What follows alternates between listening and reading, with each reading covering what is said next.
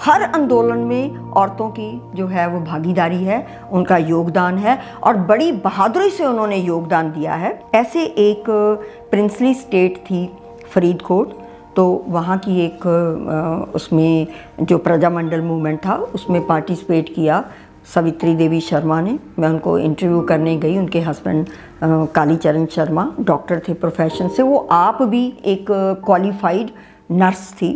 उन्होंने जो ये लुधियाना का कॉलेज है वहाँ से उन्होंने मिडवाइफरी की थी। तो सावित्री देवी शर्मा ने बताया कि जब भी वो जेल जाती थी तो पीछे से उनके बच्चे जो है वो निगलेक्ट हो जाते थे और उनकी डेथ हो जाती थी। तो ऐसे उन्होंने बताया कि शी लॉस्ट हर 5 चिल्ड्रन। तो मुझे बड़ा शॉकिंग लगा। लास्ट जो उन्होंने इंसिडेंट बताया अपने बच्चे के बारे में, वो कहते कि जब वो जेल जाने लगी तो वो अपनी बच्ची को अपनी सिस्टर इन लॉ के पास छोड़ गई जो उसकी बुआ थी। तो जो बुआ के हस्बैंड थे वो आर्मी में थे। जब वो छुट्टी आए उनको पता चला कि भी इसने तो क्रांतिकारी की बागी की बेटी को रखा हुआ है। बागी कहते थे, बागी मतलब कि जो सरकार के खिलाफ थे, तो बागी की बेटी को रखा हुआ है। तो उन्होंने उठा के अपनी वाइफ को फोर्स किया कि इसको घर से निकाल दो। तो उन्होंने उठा के घर के बाहर उसको बिठा दिया। वो बच्ची बीमार थी तो आसपास के लोगों ने उस बच्ची को उठा के क्योंकि उसको टीबी था, उसको टीबी सैनिटोरियम में धर्मशाला में छोड़ दिया। तो वो ज़िंदा रही।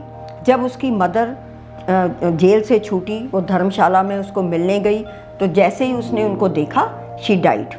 तो मुझे इस बात का बड़ा दुख लगा। वहाँ उन्होंने जो वहाँ के अटेंडेंट थे उन्होंने बताया कि ये आपको याद कर रही थी, आपको देखो देखते ही इसने आंखें मूंद ली। तो ये बहुत शॉकिंग था। हरनाम कौर थी, वो भी प्रजामंडल मूवमेंट में थी। उनकी बेटी जो है वो चीफ मिनिस्टर भी रही हैं, राजेंद्र कौर भट्टल। उनको भी मैं इंटरव्यू करने गई थी। हीरा सिंह भट्टल की वो वाइफ थी। तो उन्होंने मुझे बताया कि लाहौर जेल जो है वो हमारा सेकंड होम था। या हम घर में रहते थे या हम लाहौर जेल में रहते थे। तो उनके भी बच्चे ऐसे ही, उनकी बेटी की डेथ हुई तो लोगों ने आना दो आने एक पैसा इकट्ठा करके उसका क्रीमेशन संस्कार किया, उसको क्रीमेट किया, क्योंकि वो तो खुद जेल में थी। एक और भी हैं, लक्ष्मी त्रिखा थी, वो झंग की रहने वाली थी। उनका अपना कोई बच्चा नहीं था लेकिन वो बहुत डेडिकेटेड थी। तो जब 1932 में civil disobedience movement Gandhi ji ने शुरू किया तो उनको अरेस्ट करके झंग जेल में रखा गया। वो सॉलिटरी थी, अकेली औरत थी। तो अखबार ने, ट्रिब्यून ने एडिटोरियलाइज किया women in a solitary cell, ये उन्होंने अखबार में छापा। तो फिर जब लोगों को पता चला तो फिर उनको वहाँ से निकाल के लाहौर जेल में शिफ्ट किया गया।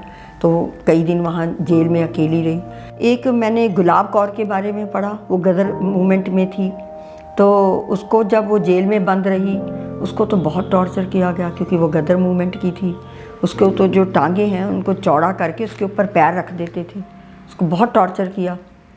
और क्योंकि वो गदर में शामिल थी, she was the only woman, Gulab Kaur, जो गदर मूवमेंट में थी। तो उसने भी बहुत टॉर्चर सहन किए। फिर बाद में उसने वहाँ जेल से छूट के उसने जो बब्बर हैं उनकी भी मदद की मैसेज पहुँचाने में। फिर भगत सिंह के मूवमेंट में भी वो आ गई।